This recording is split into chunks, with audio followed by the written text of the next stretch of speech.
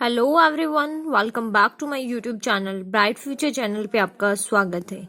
अगर आपने अभी तक हमारा चैनल सब्सक्राइब नहीं किया है तो चैनल को सब्सक्राइब करें, साथ में बेल आइकन को भी प्रेस करें जिससे आने वाली नेक्स्ट वीडियो का नोटिफिकेशन आप तक पहुंच जाएगा। तो स्टार्ट करते हैं आज की वीडियो। आज की क्लास में पढ़ेंगे हम अधिगम के बारे में। अधिगम यानी कि learning. What is learning? Learning क्या होती है? जिसे सीखना कहा जाता है कि हम कैसे सीखते हैं। जब बच्चे का जन्म होता है तब से लेकर मृत्यु पर्यंत तक मनुष्य है वो सीखता रहता है। तो वही सब जानेंगे आज की क्लास में हम। लर्निंग होती क्या है, अधिगम क्या है। ओके, सबसे पहले आपको बताया जाए कि सीखना है वो कैसे शुरू होता है, कैसे मनुष्य सीखता है। आज आप सभी समाज में रहते हैं, आपको बताया गया है, बार बार बताती हूँ मैं, मनुष्य है वो सामाजिक प्राणी है, समाज में रहता है, समाज में रहकर एडजस्टमेंट करना सीखता है।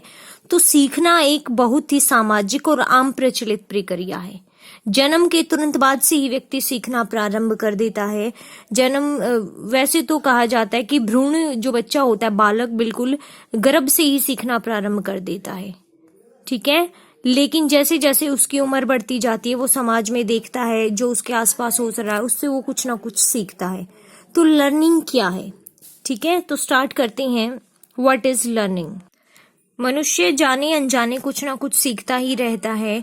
जैसे कि एग्जाम्पल लेते हैं, एक छोटा बच्चा है, उस बच्चे का जलती हुई माचिस की तिल्ली से हाथ जल जाता है तो वो उसका फर्स्ट एक्सपीरियंस होता है। उससे क्या सीखा कि जो वो भी रोशनी की चीज हुई है, जलती हुई है, उससे हाथ जल सकता है, नुकसान पहुंच सकता है। तो नेक्स्ट टाइम वो उस चीज से दूर रहेगा। उसे अनुभव हो गया, उस चीज का एक्सपीरियंस मिला कि उस चीज से हाथ जल सकता है, तो उसने वहां से वो चीज सीखी। इसी प्रकार आप डेली लाइफ में अपने एग्जाम्पल ले सकते हैं। अगर आप घर से स्कूल तक का रास्ता तय करते हैं तो रास्ते में बस में आप जाते तो एक जगह आप देखते वहां पे कुछ लिखा हुआ, किसी भी बोर्ड से भी आप जाने अनजाने कुछ ना कुछ सीख सकते हैं। तो सीखना है वो आजीवन चलने वाली प्रक्रिया है, आजीवन चलती रहती है। जाने अनजाने हम कुछ ना कुछ सीखते रहते हैं। इसलिए कहा गया है सीखना है वो बहुत ही सामाजिक और आम प्रचलित प्रक्रिया है। जन्म के तुरंत बाद से ही व्यक्ति सीखना प्रारंभ कर देता है। प्रत्यक्ष और अप्रत्यक्ष अनुभवों के माध्यम से एक ही व्यक्ति के व्यवहार में अपेक्षित परिवर्तन होते रहते हैं। जैसे कि अभी मैंने आपको माचिस की तिल्ली का एग्जांपल दिया, वो डायरेक्ट इनडायरेक्ट अनुभव होते हैं, जो एक्सपीरियंस होते हैं वो व्यक्ति के बिहेवियर में चेंज ला देते हैं। जैसे कि बच्चे ने उस माचिस की तिल्ली से शुरुआत में वो उससे खेलता है, खेलते खेलते उसका हाथ जल जाता है, तो उसने वहां पे वो चीज सीखी कि उससे नुकसान है, हाथ जलता है, दर्द होता है। तो उसके बिहेवियर में जो चेंज आया वही हमारी लर्निंग है, वही अधिगम है। ओके, तो आपको पता चला लर्निंग क्या होती है, सीखना। अब बात करते हैं कुछ डेफिनेशंस की, परिभाषाएं देख लेते हैं अब हम। गेट्स वैन्य के अनुसार, ये हमारे साइकोलॉजिस्ट थे, इन्होंने बताया, गेट्स के अनुसार इन्होंने क्या कहा है, अनुभव के द्वारा व्यवहार में होने वाले परिवर्तन को सीखना या अधिगम कहते हैं। अनुभव यानी कि एक्सपीरियंस, जो भी मनुष्य का एक्सपीरियंस होता है उसके द्वारा जो भी मनुष्य के बिहेव में यानी कि व्यवहार में चेंज आता है, परिवर्तन होता है, वही हमारा अधिगम, वही हमारी लर्निंग कहलाती है। जब भी हम कुछ सीखते हैं, कुछ एक्सपीरियंस करते हैं तो उससे हमारे बिहेवियर में चेंज आता है और हमारी लर्निंग होती है, हम सीखते हैं। क्लियर? बहुत ही अच्छी इजी लैंग्वेज में डेफिनेशन दी गई है गेट्स वैन्य के अनुसार।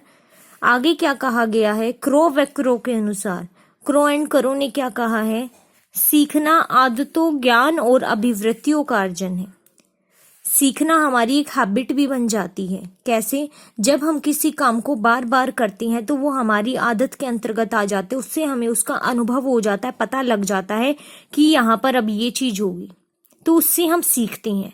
इसी प्रकार सीखना है वो आदतों, ज्ञान और अभिवृत्तियों का अर्जन है, जिससे सीखने से हमारी वो आदत बन जाती है, हमें ज्ञान मिलता है उससे, और अभिवृत्तियां होती हैं उनका अर्जन करते हैं हम, यानी सीखते हैं।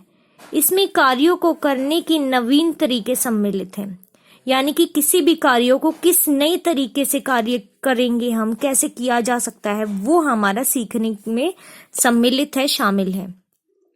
और इसकी शुरुआत व्यक्ति द्वारा किसी भी बाधा को दूर करने अथवा नवीन परिस्थितियों में अपने समायोजन को लेकर होती है। कहने का मतलब आपने क्या समझा, जो सीखना है वो से हमारा जो ज्ञान है उसके द्वारा हम नई नई तरीके से अपनी प्रॉब्लम को शॉर्ट आउट कर सकते हैं, कुछ सीख सकते हैं।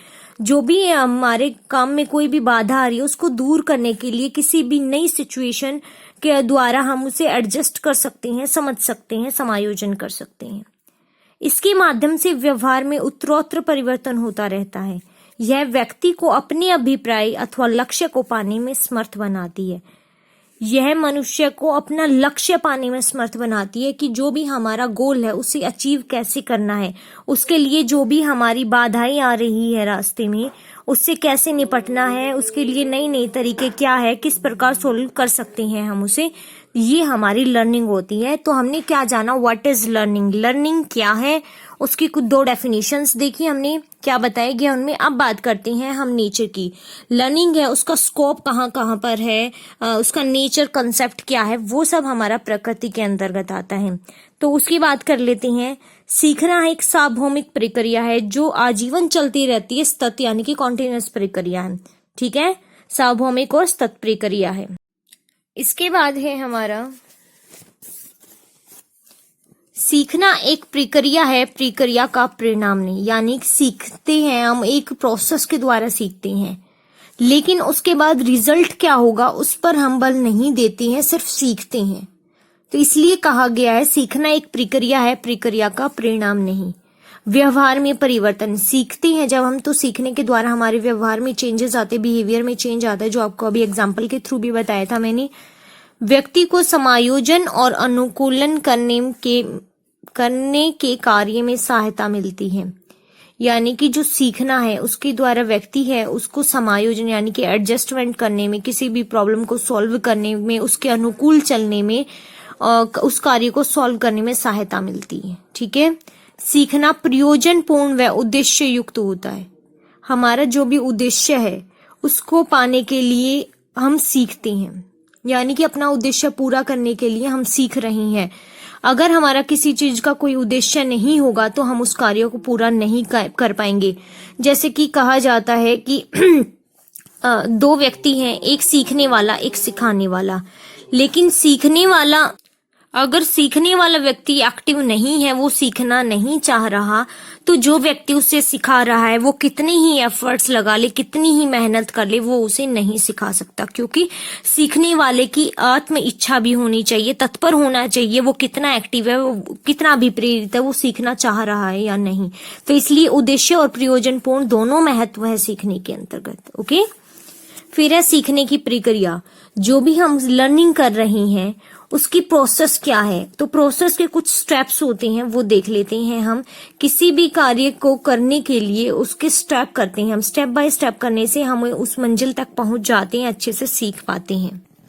जो भी सीखना होता है, हमारा सीखना है वो एक बहुत ही व्यापक चैप्टर कॉन्सेप्ट है, एक तरह से जो चारों तरफ फैला हुआ है, बहुत ही विस्तृत और व्यापक है, जो मानसिक प्रक्रिया है एक तरह की, जो हमारे मानसिक मेंटली हमारे डेवलप है एक तरह से, उस पर इफेक्ट करता है, बताता है।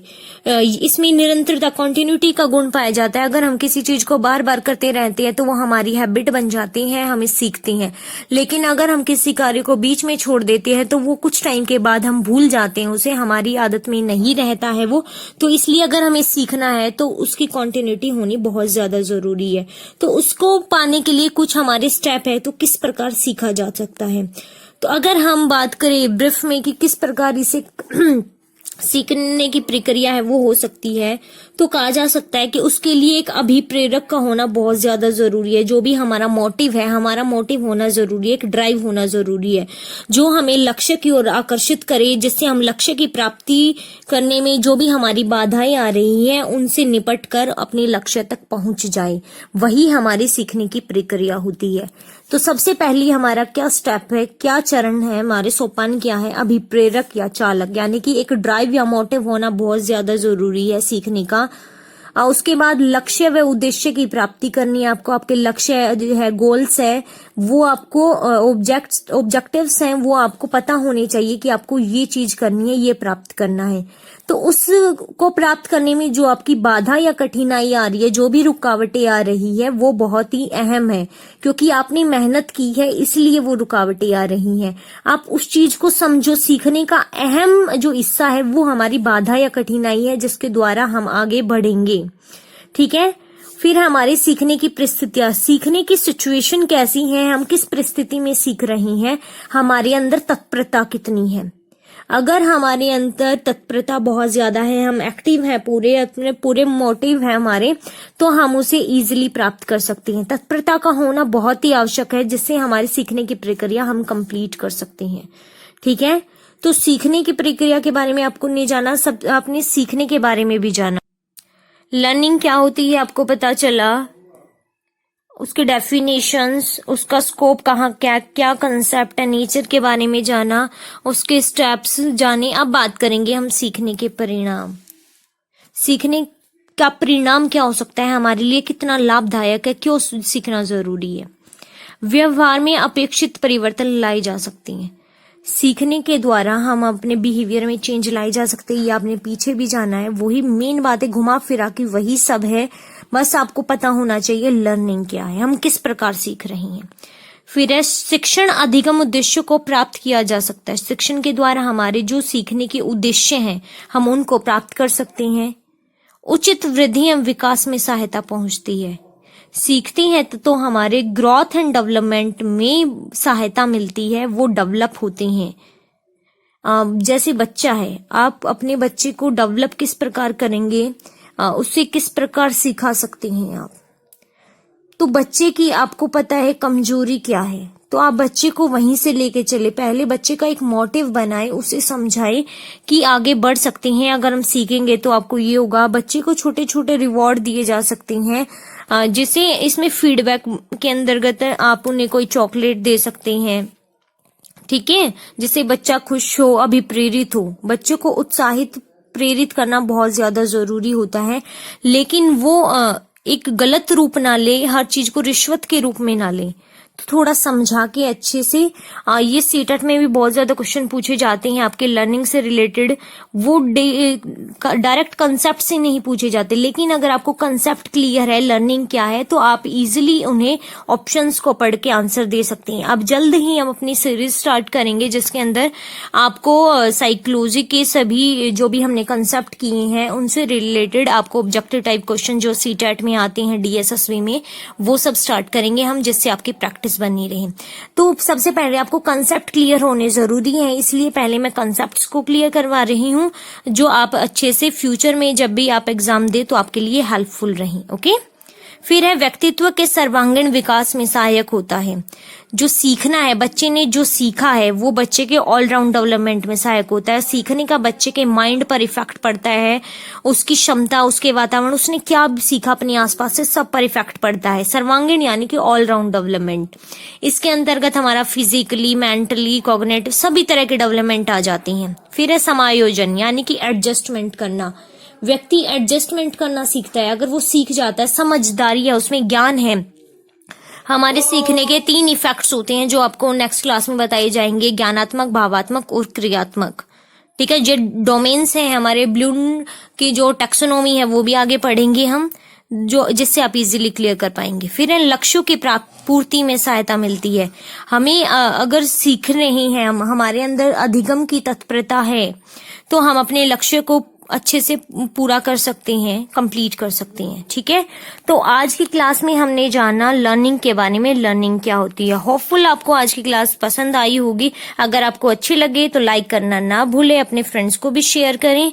ओके, अब नेक्स्ट क्लास में हम अपना कंसेप्ट थ्योरी स्टार्ट करेंगे। लर्निंग थ्योरीज है जो हमारी थॉर्नडाइक की थ्योरी है, इसके अलावा बहुत सारी थ्योरी है, मेन थ्योरी करेंगे। फिर हम अपनी सीरीज स्टार्ट करेंगे जिसमें आपको सीटेट, DSSB रिलेटेड एग्जाम्स के ऑब्जेक्टिव टाइप क्वेश्चंस की प्रैक्टिस करेंगे। Okay, stay home, stay safe, thank you.